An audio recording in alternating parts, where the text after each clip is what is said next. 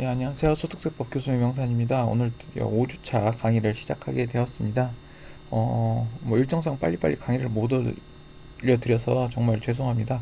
어쨌든 오늘 목요일인데 따뜻한 날 오후에 저번 시간에 내드렸던 퀴즈에 대해서 여러분들한테 커피를 선물을 드렸습니다.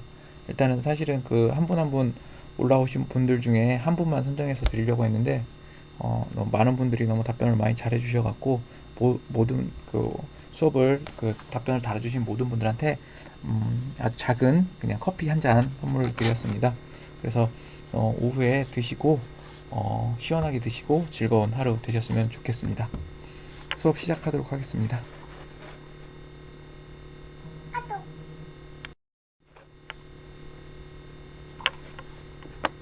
저희가 저번 시간에 그 사업소득에 대해서 이야기를 했고, 사업소득에 대해서 저희가 이제 장부에 대한 얘기를 좀 했었습니다. 그래서 장부를 기입해야 되는 뭐 간편장부터 기장을 해야 될 의무 또는 필요경비율이나 단순경비율을 통해서 계산을 한다라는 이야기를 좀 했었고요.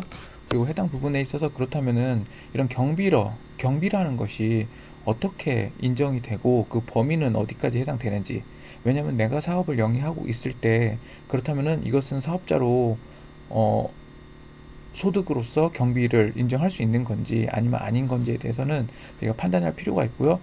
이런 부분에 있어서 왜 중요하냐? 그 중요한 이유는 관련된 이러한 비용들이 인정되냐 안 되냐에 따라서 내가 개인 사업을 하고 있을 때 그 사업에 대한 경비 처리 방법 또는 운영하는 방법에 대해서 어떻게 보면 가장 기본적인 절세의 방법이기 때문에 이 사업소득에서 필요 경비에 대한 인정 범위를 확인하는 것은 매우 중요한 사항입니다. 그러면은 그런 필요 경비 인정 부분에 대해서 하나하나 좀 살펴보도록 하겠습니다. 여러분들 댓글에 달아주신 내용 중에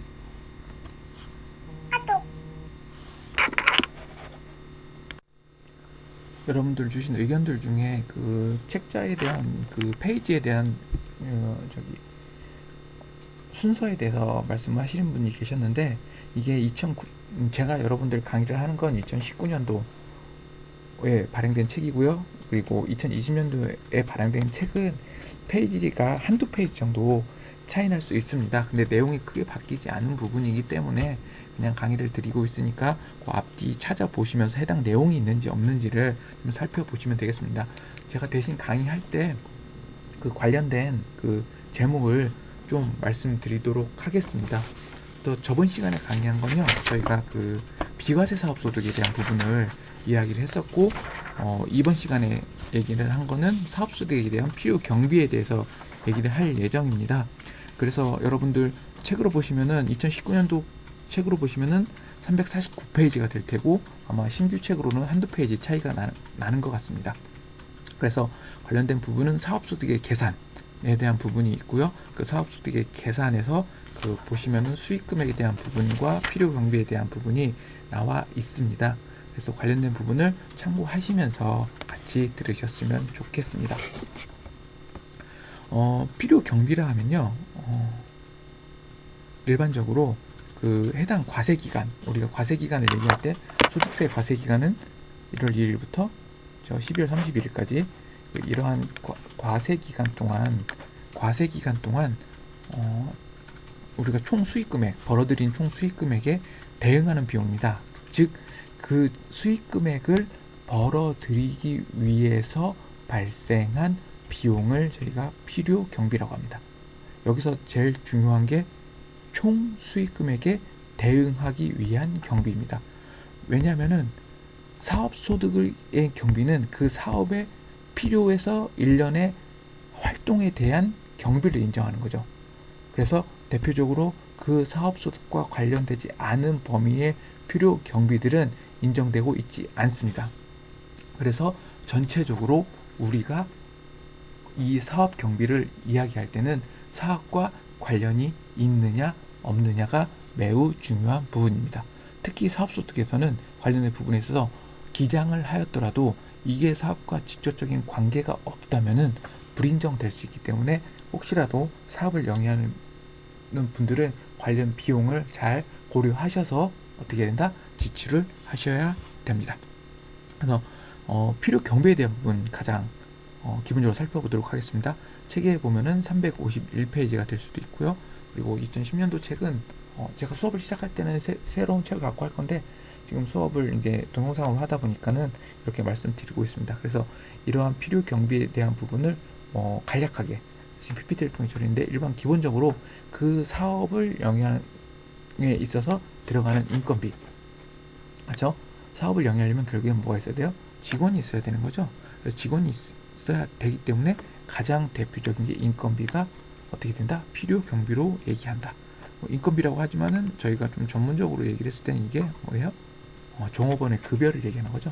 종업원의 급여. 사업자는 결국에는 뭐가 된다? 이거에 대한 원천징수 의무자가 되는 거죠. 종업원의 급여에 대한 부분입니다. 종업원에 대한 급여의 부분이 어떻게 된다? 가장 기본적인 필요 경비로 인정되는 부분입니다. 또한 우리가 그 제품을 저희가 판매한다면은 뭐가 필요하겠습니까?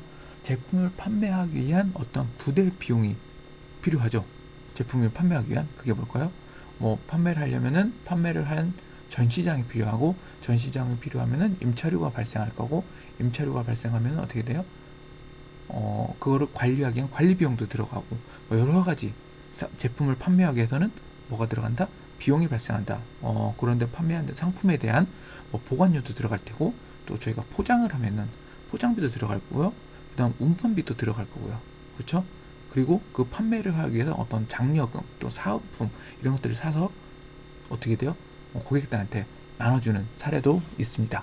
그래서 관련 사례들을 우리가 기본적으로 통칭해서 뭐한다? 판매비와 관리비라고 얘기를 합니다. 그래서 제품의 또는 상품의 보관료, 포장비, 운반비, 또 판매 장려금, 판매 수당 등 이렇게 판매와 관련된 모든 부대 비용을 뭘로 얘기한다? 판매 관리비라고 얘기해서 그것이 가장 기본적으로 사업소득에 있어서 필요 경비로 이야기한다. 저희가 장부를 기입하고 손익계산서를 이야기하면요, 저희가 손익계산서를 만약에 작성할 때 법인 같은 경우에는 여기가 뭐가 됩니까? 맨 위에 매출이 나오겠죠. 그 다음 매출 원가가 나오고 그 다음 뭐가 나오겠어요? 매출 총이익이라는 게 나올 겁니다. 이렇게 차례대로 1번, 2번, 3번. 그리고 나서 뭐가 있냐면 판관비라는 게 있습니다. 그 다음 제품을 생산하는 거 말고도 이거의 판매 등등등을 하기 위해서 발생하는 것들, 판매비와 관리비 안에 관련된 비용이 처리가 되는 걸 볼 수 있습니다. 사업소득에서도 이거와 똑같이 관련된 판매비와 관리비를 어떻게 한다? 비용으로 인정됩니다. 그래서 대표적으로 우리가 판매비와 관리비, 상품의 제품의 보관료, 운반비, 포장비, 장려금 등 이런 부분이 어떻게 된다? 비용으로 인정된다. 또 하나는 저희가 뭐요? 저희가 대표적으로 재료비입니다. 재료비. 우리가 제품을 생산할 때 또는 제품을 아니라 상품으로서 재료를 매입할 때 그것을 만들어내기 위한 어떻게 돼요? 기본적으로 재료비는 뭐로 인정된다? 비용으로 인정되는 가장 중요한 필요 경비에 해당됩니다. 그래서 재료비를 보면요, 판매한 상품 또는 제품에 대해서 원료를 매입하는 가격, 그리고 그거에 대해 관련된 모든 부대 비용을 뭘로 처리가 된다? 기본적으로 비용으로 처리되고 있습니다. 그래서 저희가 비용으로 인정되는 대표적인 게 인건비, 재료비, 그리고 판매비와 관리비, 이렇게 세 가지로 나누어 볼 수 있습니다. 이 외에도 여러 가지 수선비, 유지비가 나와 있는데 이런 것들은 좀 자세하게 설명을 드리면은 이 수선비가 뭐예요? 무엇을 고치는 거죠. 무엇을 고치고 유지는 뭔가 그 현상을 계속 어떻게 돼요? 유지하기 위해서 들어가는 비용들을 수선비, 유지비라고 얘기를 하고 있습니다. 대표적으로 이런 그 수선비와 유지비가 들어가는 게 뭐가 있겠어요? 저희가 일종의 기계장치나 어떤 유형자산, 건물 같은 것들, 이런 유형자산 형태의 자산을 사업자가 갖고 있게 되면은 뭐가 된다? 수선비나 유지비가 발생할 수 있습니다. 보험료도 마찬가지고요. 맞죠? 그 건물에 대한 화재 보험이나 무슨 이런 보험료를 들었을 때 보험료로 들어가게 될 수 있습니다. 그래서 중요한 거는 이런 비용들이 사업의 필요 경비로 인정되고 있으나 전제 조건이 있습니다. 가장 큰 전제 조건이 뭘까요? 여러분들이 생각하시는 가장 큰 전제 조건이 뭐예요? 중요한 건 제가 앞서 말씀드렸던 내용과 해당 사항이 있습니다. 즉, 이 총 수익 금액에 대응하는 경비가 여기서 말하는 전제 조건이다. 즉, 이거의 자산을 갖고 있는 수선비와 유지비에 대한 비용을 처리하려면 결국엔 이 사업과 관련이 있어야 된다는 겁니다. 즉, 사업용 자산, 이 사업을 영위하는 사업용 자산에 대한 어떤 수선비와 유지비가 어떻게 된다? 기본적으로 필요경비 대상이다. 그래서 전제 조건은 사업소득에 있어서 필요경비로 인정되기 위해서는 이러한 사업용 자산에 대한 비용이어야 된다. 즉, 사업용 자산의 현상 유지를 위한 것들이 바로 수선비입니다. 또한 이런 현상 유지를 하기 위해서 필요한 것들이 유지비, 관리비입니다. 그리고 사업용 자산에 대한 임차료, 이러한 또 사업용 자산에 대한 손해보험료, 그리고 관련된 제세 공과금들이 어떻게 된다? 사업용 자산의 필요 경비로 인정되고 있는 겁니다.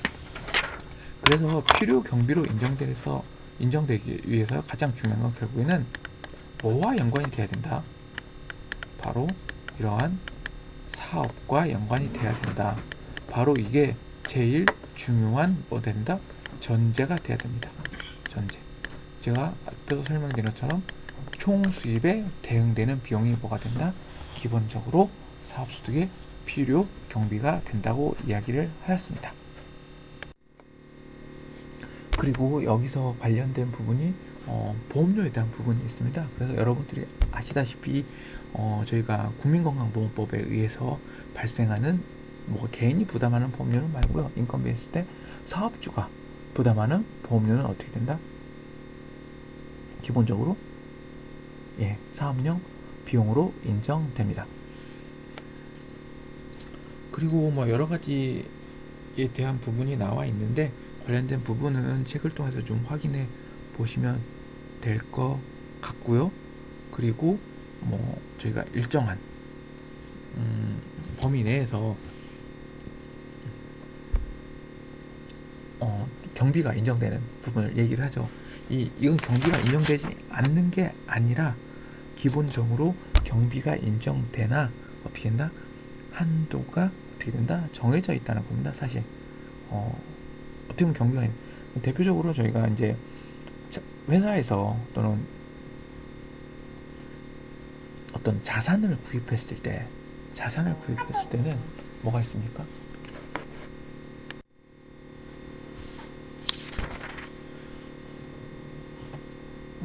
감가상각비에 대해서 잠깐 얘기를 하고 있었죠.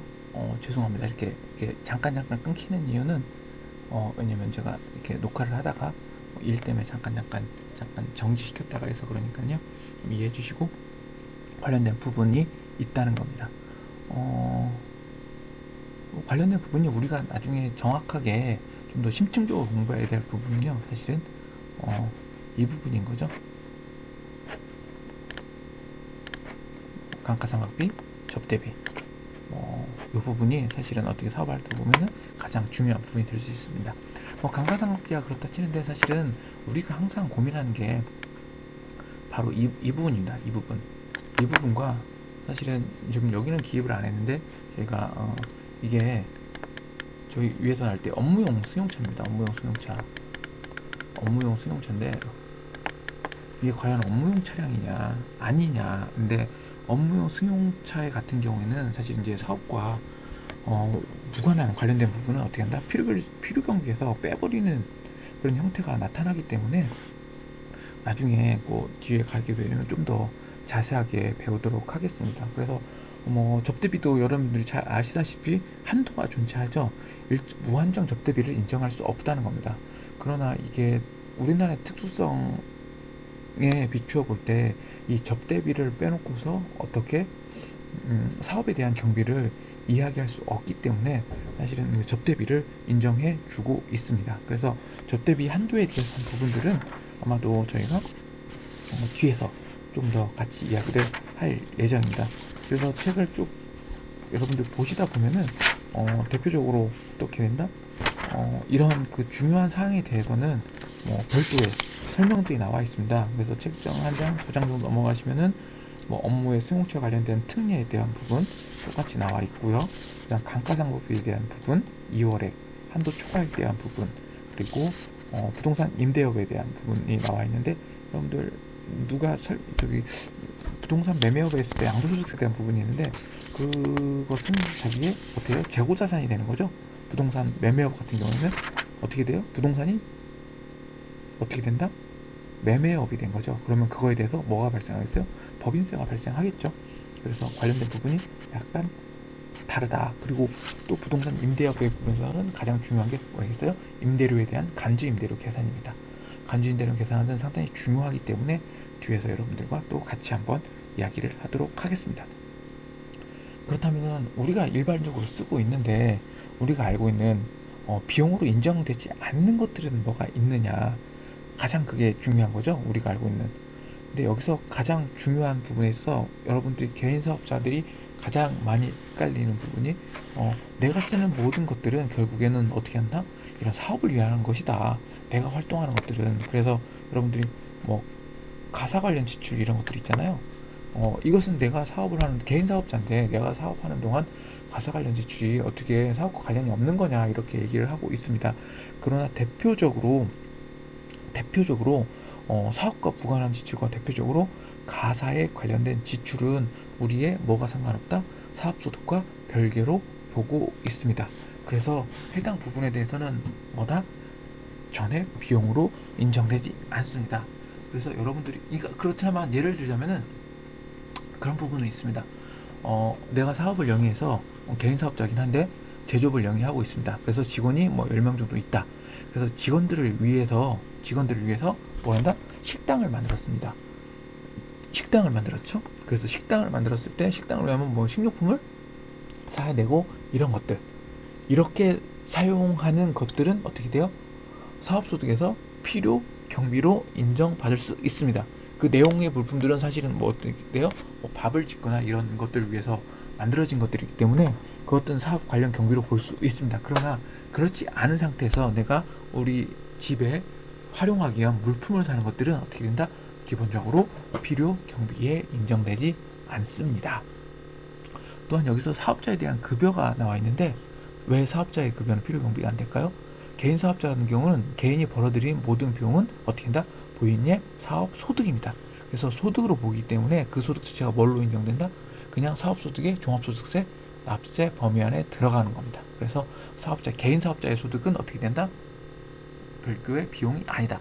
근데 여러분들이 여기서 고민해야 될 게, 그렇다면은 나는 회사 다니는데 우리 회사 대표는 급여를 신고해서 비용으로 인정됩니다 라고 얘기하는데 그건 당연한 논리가 될 수 있습니다. 왜냐면은 우리가 생각하는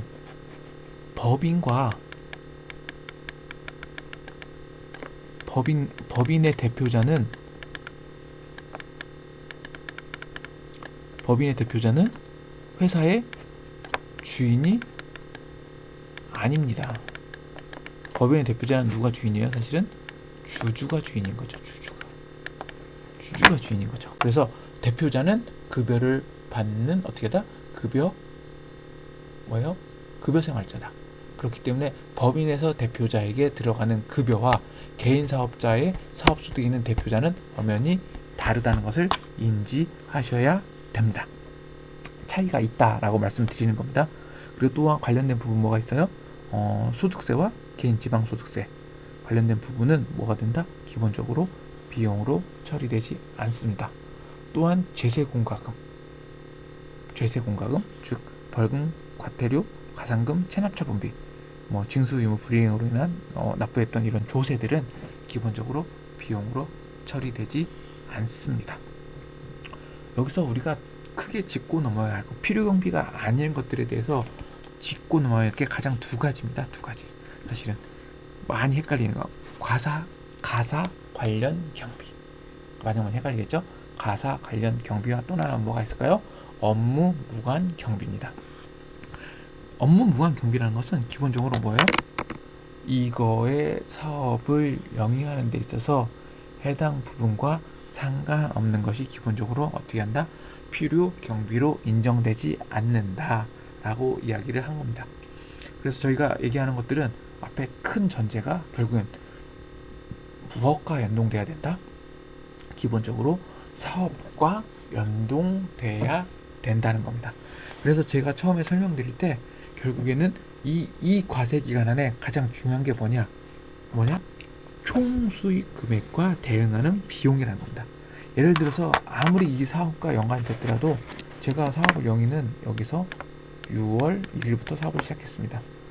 기본적으로 여기에 이 기간에 사용되는 비용들은 어떻게 한다?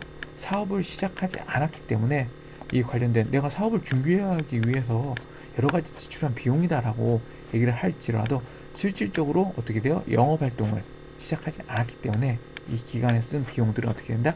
경비로 인정할 수 없다는 겁니다. 어떻게 보면은 사업소득의 필요 경비에 대한 부분이 중요한 부분이 바로 이런 거라고 이야기할 수 있습니다. 아시겠죠? 여러분들 여기서 저희가 가사 관련 경비에서 조금 더 체계되어 있는 내용을 한 번 더 좀 짚어보고 들어가겠습니다. 왜냐면은 관련된 부분이 상당히 많은 거죠. 자, 가사 경비는 첫 번째 이렇게 얘기합시다. 책을 보시면 돼요. 집에 353페이지, 한 페이지 차이 나면은 354페이지. 그래서 가사 경비 원리가 있습니다. 가사라는 것은 결국엔 뭐다? 개인의 집안일이다. 사업자가 가사에 관련된 지출이 확인되는 경비. 첫째적으로 인정이 되지 않습니다.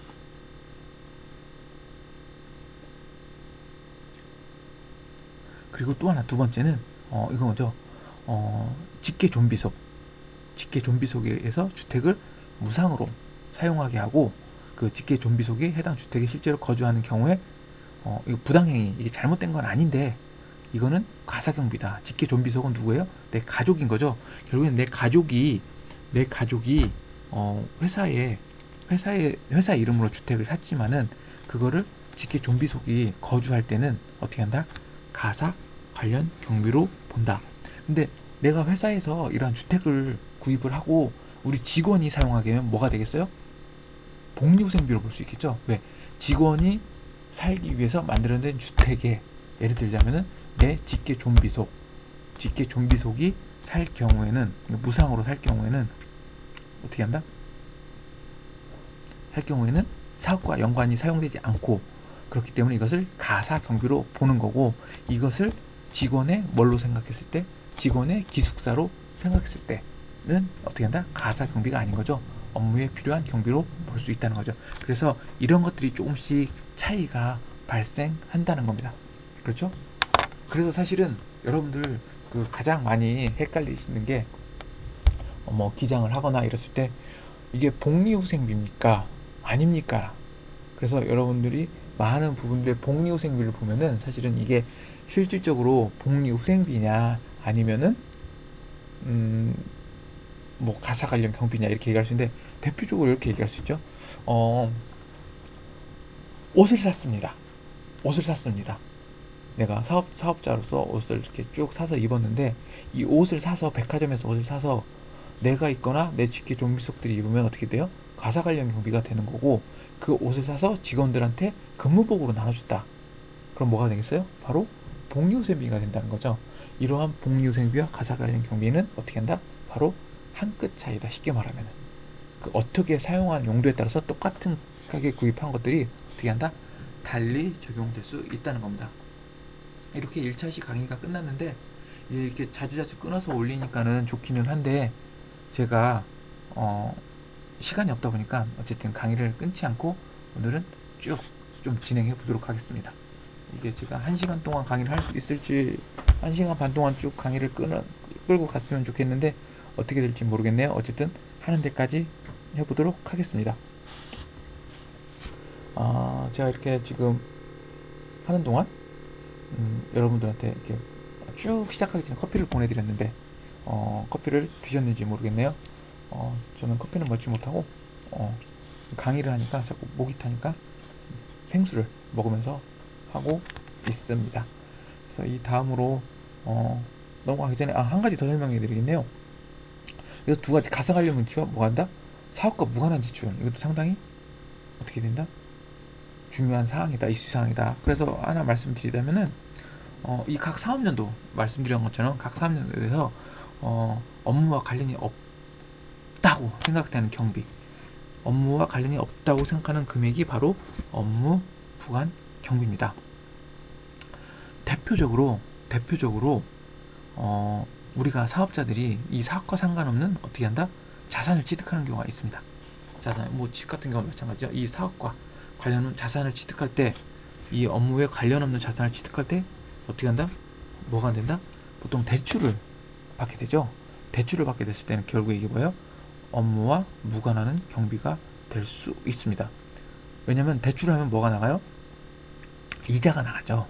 이자가 나가게 되면 차입금에 대한 이자는 어떻게 된다? 기본적으로 사업과 무관한 경비로 보고 있습니다. 그래서 이런 경우에 업무에 무관한 자산을 취득하는 부분에 대해서는 사실은 사업을 영위할 때 조금은 고민을 할 필요가 없습니다. 그래서 책으로 보시면은 353페이지에 볼 수 있는데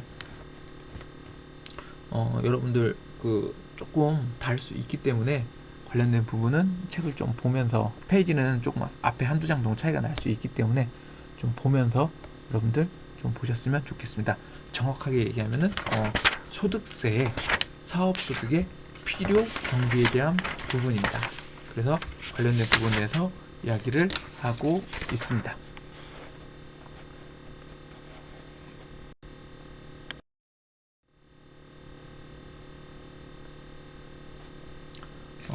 지금 다음에는 사업소득에 대한 부분에 어떠한 기준 경비율 적용 대상인데요.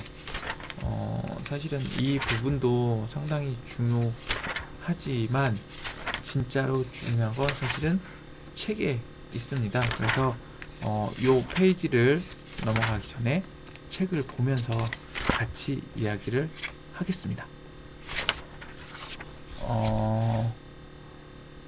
책에 보시면은 다음에 뭐가 있냐면 기부금에 대해서 나와 있습니다. 책을 보시면은 354페이지인데 저희가 앞에서 얘기할 때 기부금이 어떻게다 전체로 경비가 인정되지 않는다라고 이야기를 했었습니다.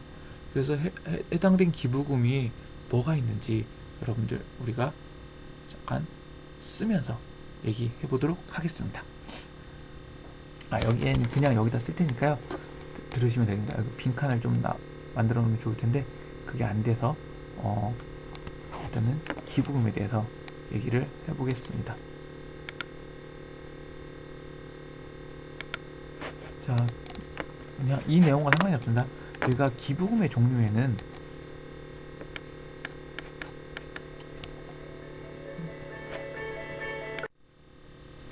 기부금이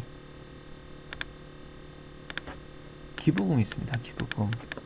기부금은 그게 여러분들 몇 가지로 나눠지냐면 세법 안에서는 법정 기부금, 그리고 우리사주 조합 기부금, 그리고 지정 기부금, 이렇게 나눠지고 있습니다. 그래서 가장 좋은 거는 기부금에서, 그러니까 사업소득 때 가장 좋은 것은 뭐냐면은 사실은 법정 기부금입니다. 법정 기부금 담체는 뭘로 돼 있어요? 법률로서 정해져 있습니다. 법률. 예를 들자면은 제가 회사를 다닌다고 했죠. 회사를 다니고 있습니다. 그래서 저 처음으로 말씀드렸는데 저희 회사 이름은 국가 수리 과학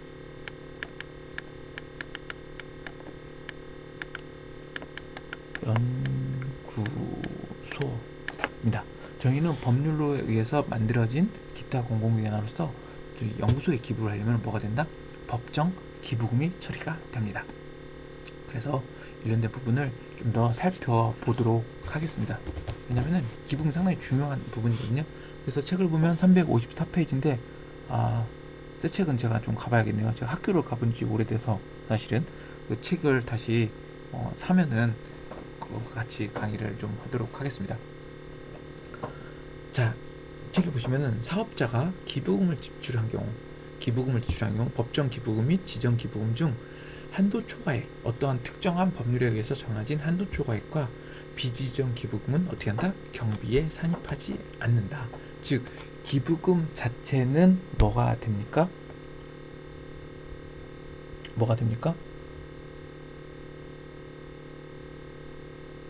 비용이 처리가 됩니다.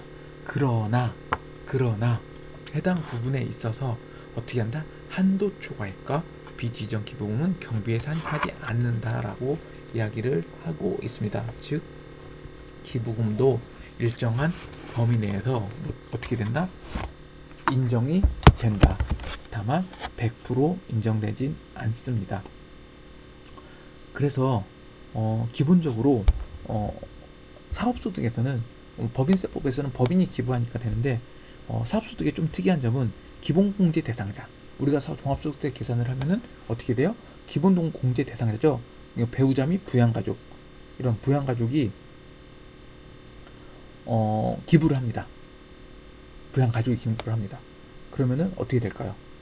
부양가족이 기부를 하게 되면은 그것도 사업자가 기부한 걸로 적용됩니다. 따라서 사업소득에 있어서 기부금이라는 것은 기본공제 대상자여야 됩니다. 기본공제 대상자인 배우자 및 부양가족이 해당되는 사람이 기부를 할 경우에는 누구의 기부금이 된다? 해당 사업자의 기부금이 된다. 즉, 어떻게 된다? 내가 기부한 걸로 됩니다. 그래서 기본적으로 처리 방법은, 그러니까 이런 기부금의 처리 방법은 법인세와 동일하지만은 좀 차이가 있는 부분이 있습니다. 그래서 그 차이 나는 부분을 좀 설명을 드리면서 진행하도록 하겠습니다. 그래서 기부금을 보시면은 소득세법에 따른 기부금의 범위가 책에 나와 있습니다. 그래서 354페이지입니다. 2019년도권 354페이지입니다.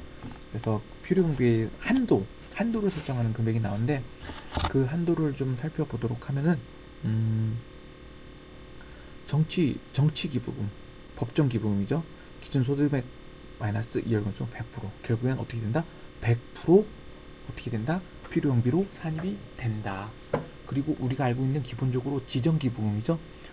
지정 기부금 같은 경우는 일단은 30%, 그리고 종교단체는 10% 이렇게 된다고 보시면 되겠습니다. 그래서 이거를 왜 이제 얘기를 하냐면은 기부금은 사실은 좋은 게 뭐냐면은 2월이 된다는 겁니다. 비용이 2월이 된다. 그래서 관련된 부분에 해당 기간, 과세 기간 10년 이내에 끝나는 각 과세 기간의 2월에서 어떻게 한다? 2월 필요경비를 산입한다는 겁니다. 그래서 제가 설명을 드리려고 하는 바로 이 부분이에요. 첫 번째, 개인소득자의 기부금은 내가 기본공제 대상자인 배우자나 부양가족이 기부한 것도 뭐가 된다? 기부금이 된다. 또한 기부금 같은 경우에는 법정기부금, 지정기부금의 한도 초과액 중 종합소득세 신고 시 세액공제를 적용받은 기부금을 차감한 금액은 해당 과세기간의 다음 과세기간 개시일부터 10년 이내에 끝나지 않은 과세기간까지 어떻게 된다? 2월 된다는 겁니다. 2월 된다는 거죠. 그래서 2월에서 필요경비를 어떻게 된다? 산입하니까 어떻게 된다? 좋다는 거죠. 사실은 사업소득자를 했을 때 관련된 부분에 있어서 조금 더 어떻게 된다? 기본적으로 2월 소득이 돼서 여러분들한테 유리하다는 겁니다. 그래서 그런 부분을 여러분들한테 말씀드리고 기부금에 대해서 넘어가도록 하겠습니다.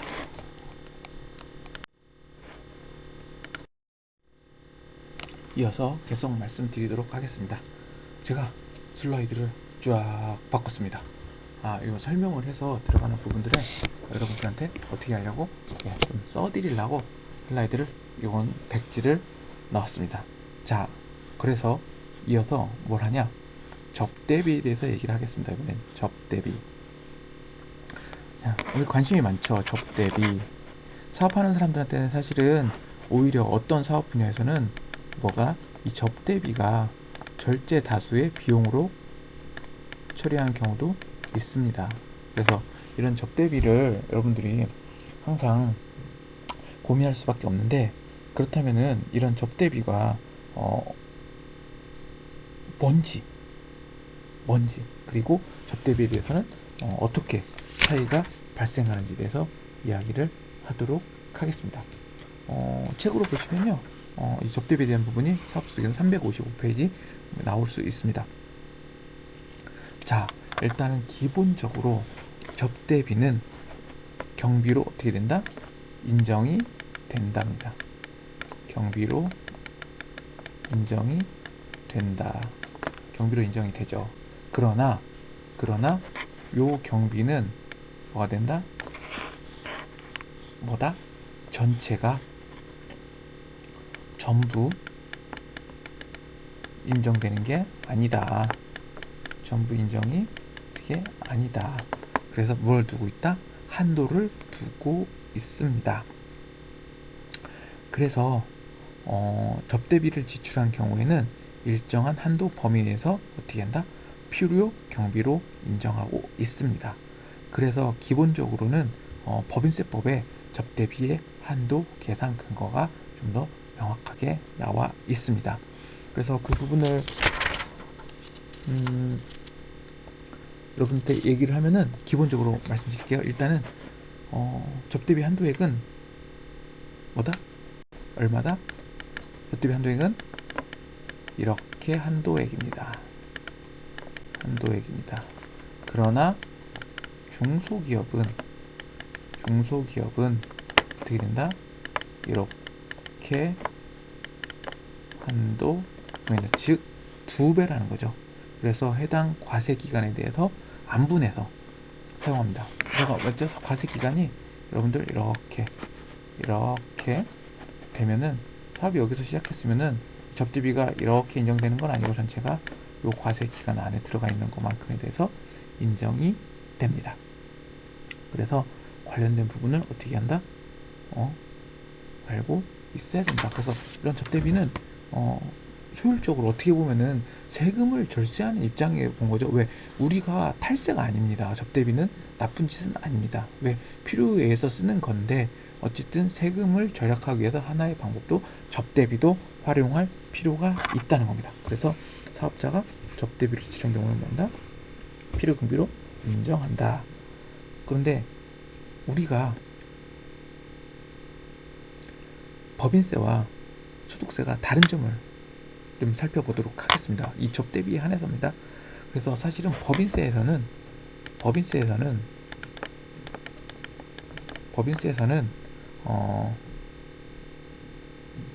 두 개의 사업장이 있는 경우는 그냥 어떻게 돼요? 사업장 구분을 무시하고 한도액을 산정합니다. 이게 만약에 사업장이 두 개다. 한도액이 그러면 어떻게 한다? 뭐 중소기업이라 하면은 2,400이겠죠. 2,400이겠죠. 이렇게 2,400인데, 그러니까 두 개인데 2,400입니다. 근데 개인은 소득세법 이게 법률이 다릅니다. 소득세법은 이게 두 개일 때, 개인 사업장이 두 개일 수도 있습니다. 두 개일 때 어떻게 된다? 달리 적용할 수 있다. 다만 이런 두 개 이상의 사업장이 1번, 2번 두 개 이상의 사업장이 있을 때는 서로 각각의 어떻게 된다? 각각의 장부를 기록해야 된다. 즉 거래 내용이, 여러분들 보통 이게 복식부기라고 하죠. 복식부기가 여기가 복식부기가 따로 이루어지고 여기도 따로 복식부기가 이루어질 때, 이렇게 두 가지 복식부기가 이루어질 때 뭐가 된다? 이 장부를 별도로 막 기입한 경우에는 어떻게 한다? 여기도 접대비 한도액이 적용되고 여기도 접대비 한도액이 적용됩니다. 즉 사업장이 두 개일 때는 얘 따로 해서 어떻게 한다? 접대비를 별도로 인정해준다. 근데 이게 법인이라면은 이렇게 합쳐서 하나로 인정해준다. 이렇게 하다 보면은 상당히 사실 엄청난 차이를 갖고 올 수 있습니다. 그래서 이게 되게 중요한 차이점을 갖고 있고요. 소득세법은 당연한 거죠. 근데 이게 왜 차이가 나냐? 법인세법에서는 사업장을 구분함이 없이 법인 전체를 갖고 세무조정을 합니다. 여러분들 아시다시피 세무조정을 하는데 소득법에서는 세무조정, 그러니까 종합소득신고 세무조정을 어떻게 한다? 사업장별로 하기 때문에 이렇게 두 가지 형태로 나타날 수밖에 없는 겁니다. 그런데 대신 그런 게 있어요. 근데 한쪽은 접대비 한도액이 넘고 한쪽은 접대비 한도액이 모자라요. 그래서 서로 왔다 갔다 해서 한도액을 총액을 맞춘다? 이것도 안 되는 거죠. 그래서 책이 보시면은 소득세법에서 2개 이상의 사업장에서 각 사업장별로 제출한 접대비 한도액이 지출한 접대비가 접대비 한도액에 미달하는 경우와 초과하는 경우가 서로 발생할 때는 이거를 통산 합쳐서 계산하지 않는다. 즉 예를 들면은 1번 사업장은 초과됐습니다. 2번 사업장은 미달됐습니다. 즉 요 접대비 초과액은 그냥 어떻게 한다? 비용으로 인정되지 않는다. 이 미달액이 미달됐다고 해서 요 비용이 요 사업장으로 올 수 없다. 일로 내가 비용 모자 이쪽에 이쪽 사업장은 없어. 접대비 없으니까 내가 이쪽 사업장으로 넘겨줄게 비용을. 그래서 니들은 조정할 때 이 비용을 어떻게 갖고 추가적으로 더 조정을 해. 어때? 그렇게 할래? 이게 안 된다는 거죠. 기본적으로. 그렇죠? 안 된다는 거죠. 그렇기 때문에 이런 부분이 있다. 그래서 이 부분을 좀 명확하게 짚고 넘어가야 됩니다.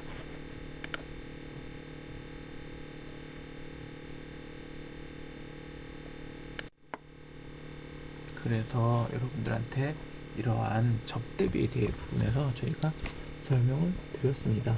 뭐 책에 다른 나온 부분들은 엄청나게 특이하게 했던 부분에 대해서는 그냥 가볍게 읽어보시고 나중에 찾아보시면 되겠습니다. 다만 여기서 접대비에서 중요한 것들은 결국엔 접대비는 한도가 존재할 수밖에 없다. 존재한다. 그러나 여러분들이 접대비의 한도를 계산하는 방식은 똑같지만은 이러한 가장 중요한 차이점이 있다는 것을 어떻게 한다? 인지하셔야 됩니다. 그렇기 때문에 여러분들 어떻게 된다?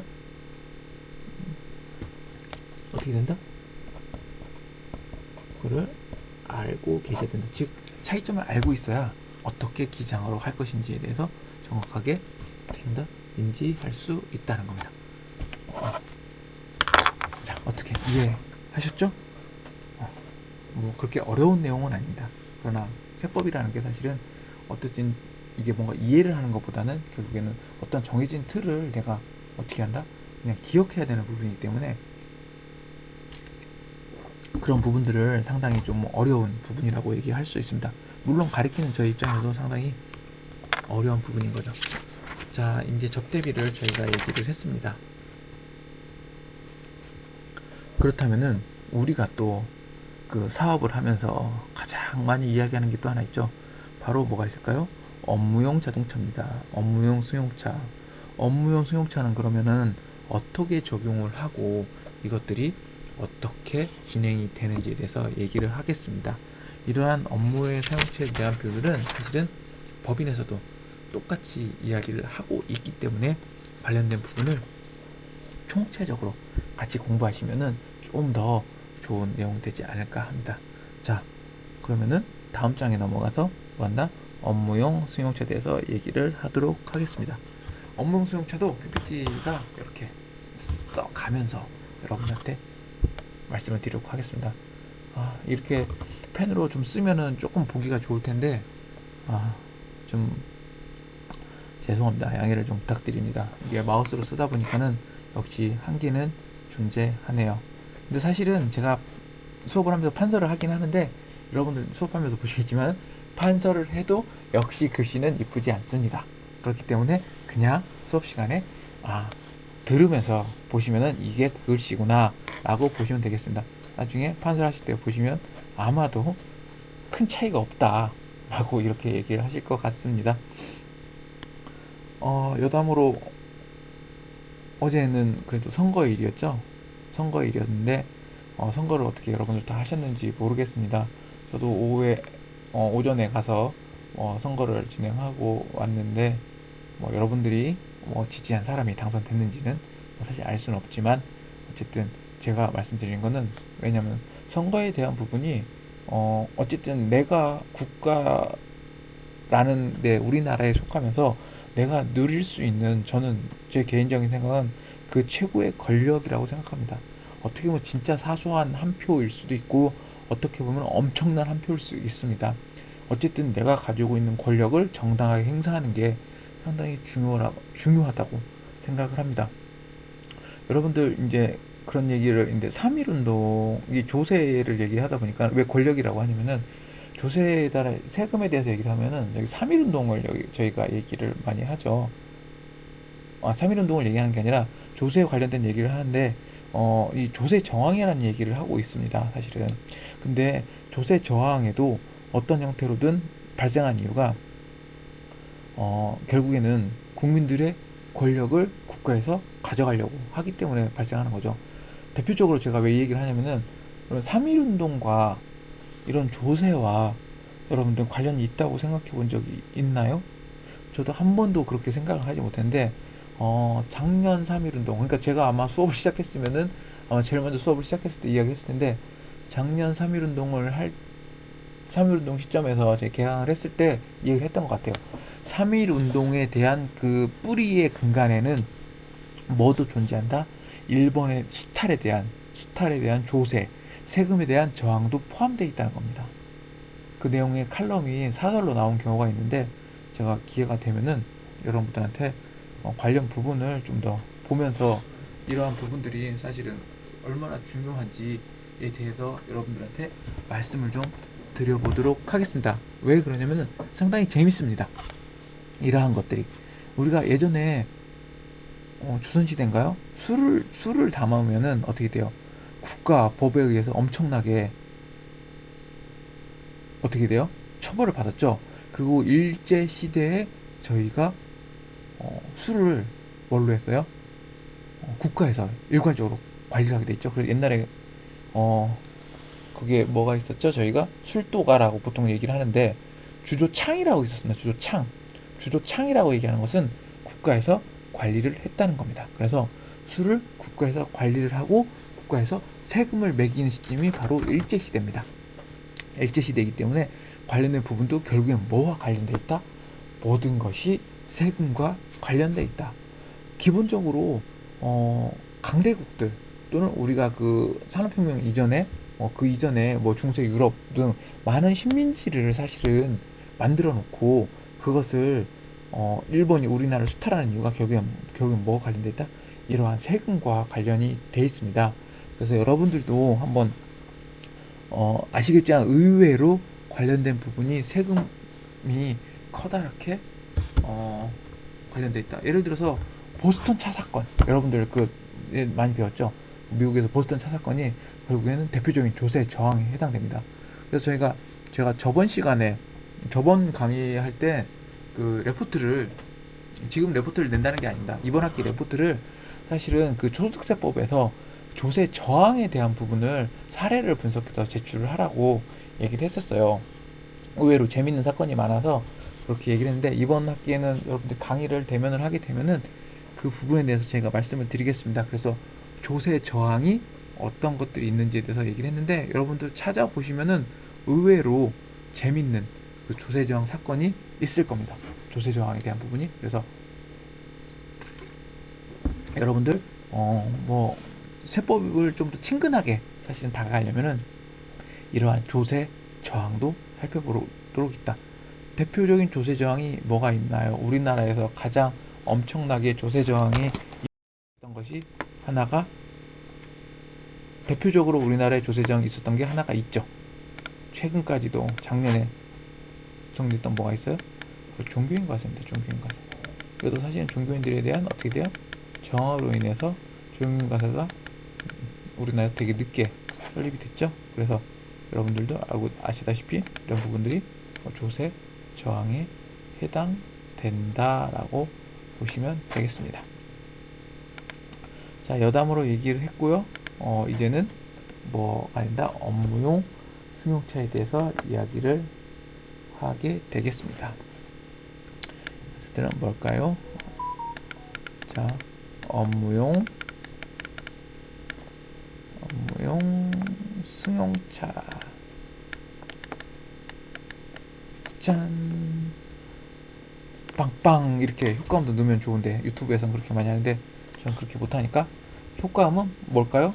저한테 오는 가끔씩 오는 문자 메시지 이런 것들이 효과음으로 생각하시면 되겠습니다. 방금 문자 메시지가 와서 자, 업무용 승용차는 기본적으로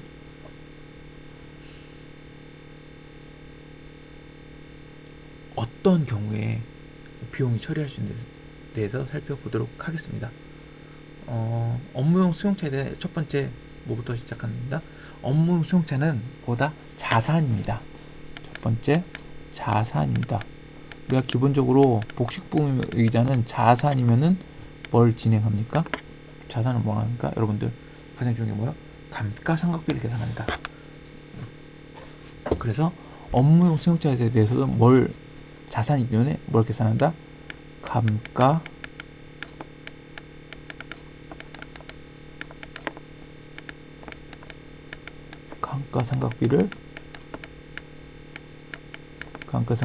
계산합니다. 이렇게 계산할 때 이건 업무 수용 때 처리의 방법입니다. 계산을 할 때는 뭘로 해야 된다? 우리가 감가상각 제도가 뭐가 있어요? 대표적으로 많이 쓰는 게 뭐가 있을까요? 정률하고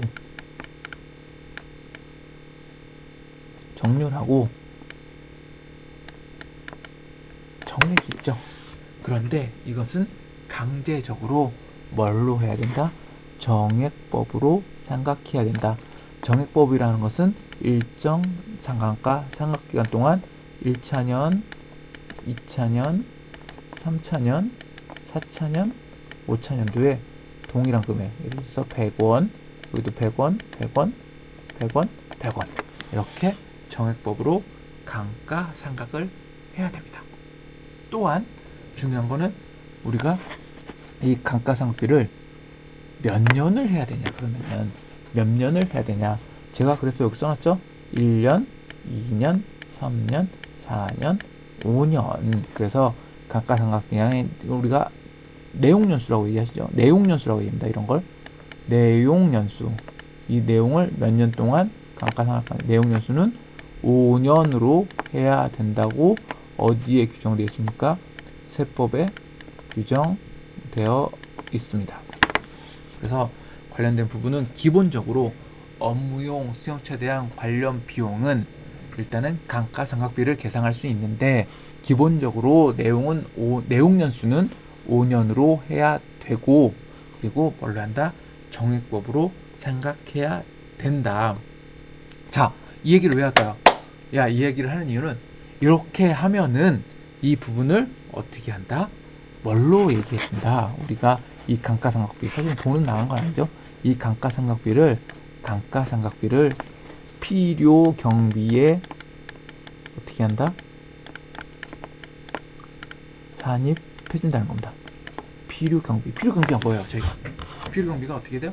기본적으로 저희가 앞에서 얘기했던 그러한 내용들이죠.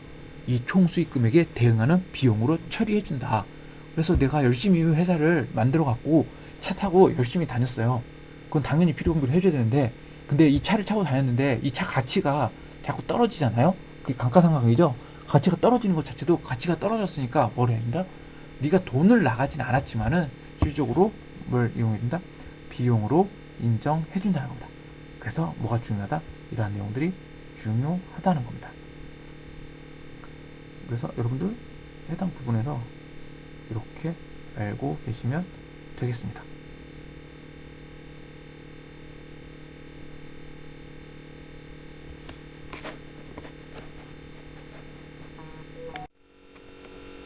그러면은 우리가 업무용 수용차는 그러면은 어떤 거냐라고 하는 게 어떻게 한다? 파악을 하고 있어야 됩니다. 그러니까 모든 자체가 기본적으로 어떻게 한다? 업무용 승용차로 보지는 않습니다. 그래서 업무용 승용차에 의해서 업무용 승용차로 인한 것들이 어떤 것이 있는지 어떻게 한다? 살펴볼 필요가 있습니다. 기본적으로 업무용 승용차라고 하면은 책에 나와 있습니다. 358페이지. 책이 저기 틀린 사람은 한번 찾아보세요. 업무용 제목은 업무용 승용차 관련 비용 등에 대한 특례입니다. 제가 불러주는 것을 제외한 것을 말하는 겁니다. 업무용 승용차는 개별 소비세 과세 대상이 되는 승용 자동차로서 다음 중 어느 하나에 해당하는 승용 자동차를 제외한 것을 말한다라고 얘기하고 있습니다. 자, 첫 번째 운수업, 자동차 판매업, 자동차 임대업, 운전 학원업, 무인 경범 등에 해당하는 업종 또는 시설 대여업에서 사실상 수익을 얻기 위하여 직접 사용되는 승용 자동차. 이렇게 되어 있죠. 잘 보세요. 운수업, 자동차 판매업, 자동차 임대업, 운전 학원업, 무인 경비업. 이런 사람들은 이게 이 관련된 비용을 어떻게 한다? 전부 인정해 준다는 겁니다. 이걸 나머지는 업무용 승용차인데 이걸 왜냐면 이런 업무용 이 사람들은 이 자체는 그냥 다 이 사업을 영위하는데 필요 경비가 될 수밖에 없는 거죠. 운수업 차량이 어떻게 돼요? 기본적으로 있어야 운수업이 되는 거고 자동차 판매업도 마찬가지고 자동차 임대업 렌트카도 마찬가지죠. 운전 학원업 그리고 무인 경보업 출동을 해야 되니까 그리고 산업 표준 산업 분류에서 장례식장에 관련된 서비스를 영위하는 자가 임차하는 운구용 승용차는 업무용 승용차가 아니다. 그래서 조금 다릅니다. 이것들은 당연히 비용으로 처리된다는 거죠.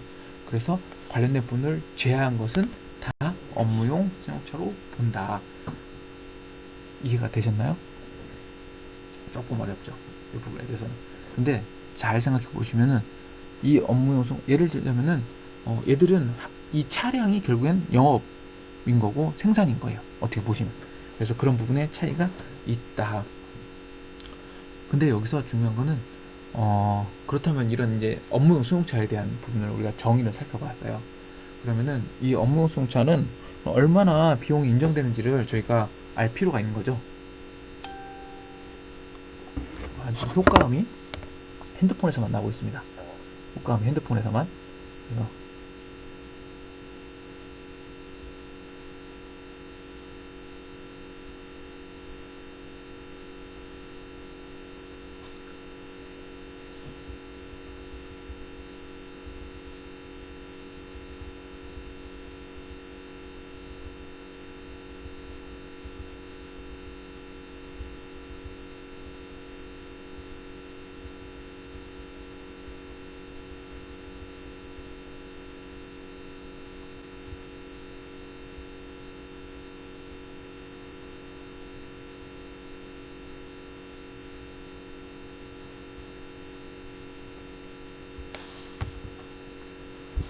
그래서 그 업무용 승용차에 대한 관련 비용 중 그러면은 어떻게 필요경비로 산입하느냐에 대해서 이야기를 하겠습니다. 자, 업무용 승용차도 업무의 사용 금액에 해당되지 않은 금액 업무용 승용차를 샀습니다. 그러나 사장님이 이것 타고 일요일날 골프 치러 갔어요. 이게 업무로 볼 수 있는데 좀 애매하게 골프 치러 간 건 왜냐면 접대를 하러 가실 수도 있고 뭐 개인적으로 활용할 수 있는데 어쨌든 승용차를 사서 승용차를 샀습니다. 이렇게 업무용 승용차 이렇게 업무용 승용차 짠짜잔 샀습니다. 문도 좀 있고 짠짜잔 붕붕 이렇게 붕붕 갔는데 이건 사장님이 그러니까 개인 사업자입니다. 사장님이 주말에 가족들과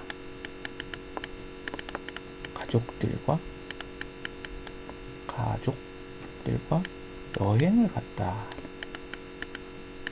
그래서 여기에 기름을 넣고 뭐 등등등 했어요. 이런 경우에는 어떻게 한다? 필요경비가 아닌 겁니다.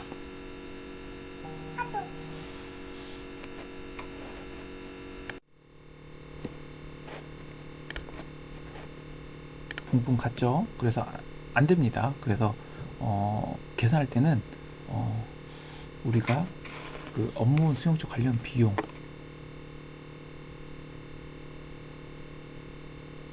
되기 때문에 이렇게 업무 외 사용 금액은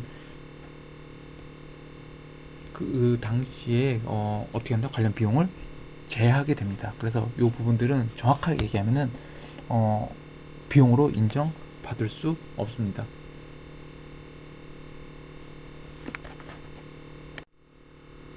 그래서 우리가 업무에 사용되는 비용들이 뭐가 있냐 좀 살펴보면은 크게 두 가지로 나눌 수 있습니다. 두 가지로 뭘로 나누냐? 첫 번째 취득할 때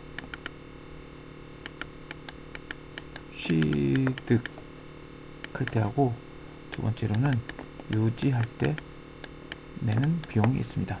그래서 취득할 때는 우리가 기본적으로 감가상각비 말씀드렸고, 뭐 임차료 중 감가상각비 관련된 부분에 대해서 어떻게 한다? 취득에 대해서 업무용 수용자 관련 비용으로 인정이 됩니다. 그래서 우리가 살펴볼 때는 일단 취득자 관련 비용은 앞에 설명드린 것과 큰 차이가 없고, 유지에는 뭐가 있느냐? 기본적으로 유지에 관련된 비용이 기본적으로 차량은 뭐가 있어요? 유류비가 존재하겠죠. 유류비가 존재하고, 두 번째로 뭐 대표적으로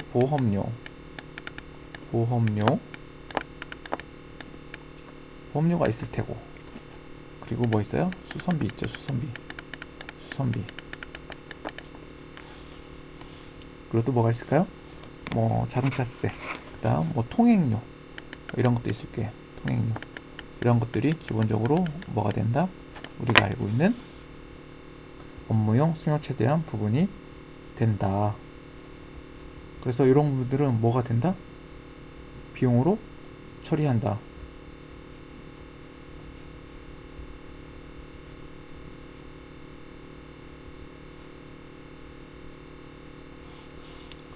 그렇다면은 업무용 사용 금액은 뭐냐? 그러니까 이런 사실은 어떻게 정확하게 날 수 있기 때문에 이런 것들을 구체적으로 처리하게 되어 있습니다. 그래서 업무 사용 금액은 비율로서 정해져 있습니다. 그래서 업무 사용 금액은 기본적으로 업무 관련 비용 곱하기 사용 비율로 얘기를 하고 있습니다. 그렇기 때문에 이런 부분을 이야기를 하고 있는데, 그러면 이 업무 사용 비율을 뭘로 비유냐? 결국에는 이거는 운행 기록을 사실은 비치해야 됩니다. 그래서 업무 사용 비율이라는 것은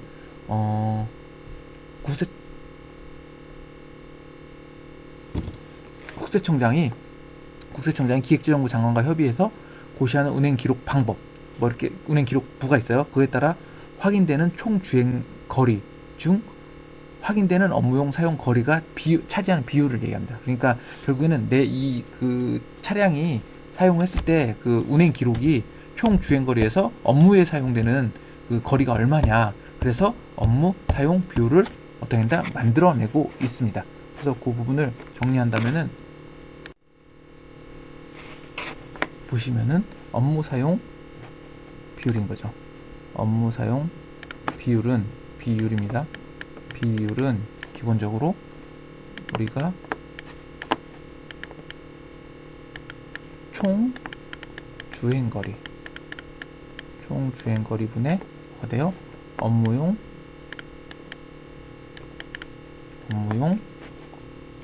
사용 거리에서 비율로 나옵니다. 그러면은 이게 자체가 어떻게 돼요? 업무용 사용 비율이 되는 거죠. 그래서 관련된 비용에 요만큼을 곱해서 어떻게 한다? 업무용 자동차의 사용 경비로 얘기한다. 근데 이 업무용 사용 비율을 인정받으려면요, 이 기본적으로 작성을 해야 되고, 이게 그냥 내가 계산해서 내면 되는데 나중에 세무서장이 요구를 했을 때는 이걸 제출해야 돼요, 근거로. 그래서 사실상 작성 비치를 해놓는 게 좋다라고 이야기를 할 수 있습니다. 그래서 관련된 비용, 그렇다면은 기본적으로 이거에 대해서 어떻게 한다? 비치를 하는데, 그럼 비치를 이게 다 할 수는 없잖아요. 그렇기 때문에 비치를 못하는 경우에 또 어떻게 한다? 작성이 비율로 나눠지게 되어 있습니다. 그래서 1000만원 이하인 경우와 1000만원을 초과하는 경우, 업무용 사용 비율이 1000만원인 경우에는 그냥 100%, 1000만원 이하인 경우 100% 인정을 해주고요. 1000만원을 하는 경우에는 업무용 승용차의 관련 비용 분의 1000만원 해서 비율을 따지게 되어 있습니다. 그래서 비치를 기록하냐에 따라서 좀 더 차이가 날 수 있습니다. 그래서 여러분들이 보시면은 책의 360페이지를 보시면은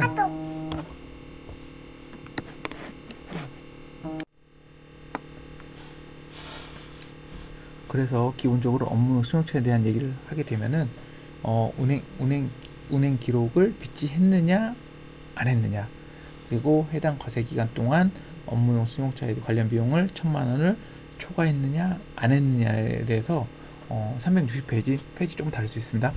360페이지에 어떻게 한다? 그 내용들이 나와 있습니다. 그래서 그 내용을 참고해서 보시면은 조금 더 효과적이지 않을 것 같습니다. 효과적이지 않을까?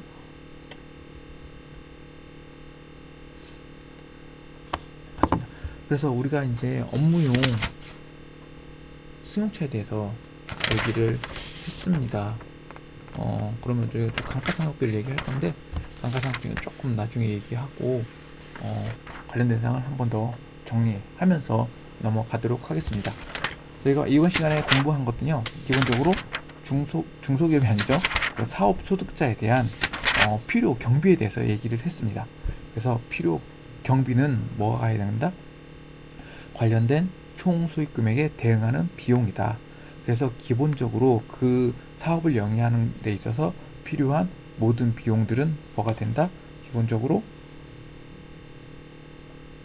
어떻게 된다?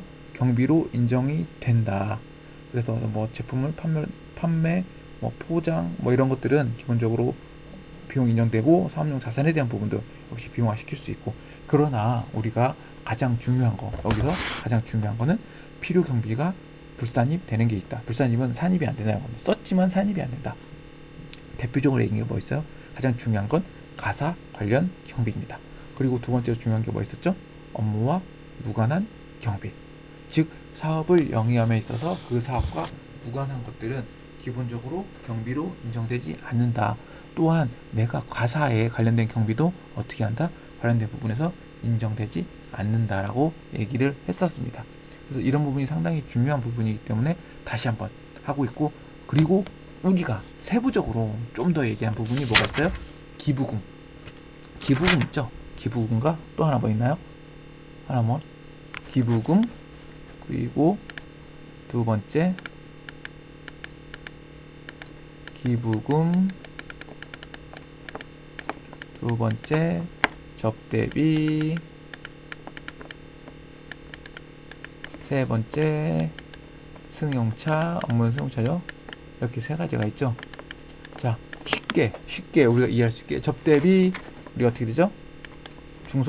그냥 1200, 중소기업 2400, 요만큼 어떻게 된다? 인정된다 라고 얘기를 했습니다. 승용차 산 거 인정이 됩니다. 쭉 인정이 돼요. 그리고 샀는데 뭐예요? 비율만큼, 사업에 사용한 비율만큼 어떻게 한다? 비용을 인정을 하고 있다라고 이야기를 했습니다.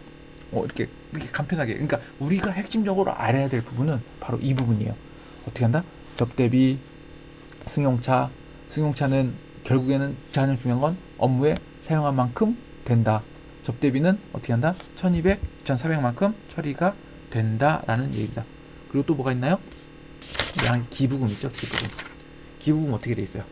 기부금은 우리가 가장 중요한 거, 한도 초과액은 안 되는데, 여기서 중요한 거는 개인 사업자인 경우 누가 기본공제 대상자, 배우자나 부양 가족이 기부한 것도 누구의 기부금이 된다? 나의 기부금이 된다는 겁니다. 그래서 여러분들이 필요한 부분은 이 부분이죠. 그리고 나머지들은 여러분들이 어떻게 한다? 확인하면 된다. 그리고 한 가지 더, 접대비에서 중요한 게 또 뭐 있어요? 사업장이 두 개일 때 법인은 하나의 사업장으로 통합해서 진행하지만은 어떻게 돼요?